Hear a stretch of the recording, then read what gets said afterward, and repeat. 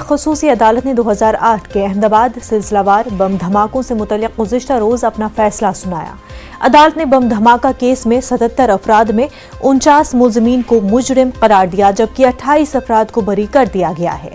قصوروار افراد کو آج سزا سنائی جائے گی۔ 2008 میں ہوئے سلسلہ وار بم دھماکوں میں 56 افراد ہلاک ہوئے تھے۔ اس کیس میں تقریباً 77 ملزمان پر مقدمہ چلایا گیا۔ 13 سال سے زیادہ پرانے کیس میں عدالت نے گزشتہ سال ستمبر میں سماعت مکمل کی تھی۔ 26 جولائی 2008 کو احمد آباد شہر میں 70 منٹ میں 21 بم دھماکے ہوئے تھے۔ ان بم دھماکوں سے پورا احمد آباد لرز اٹھا تھا۔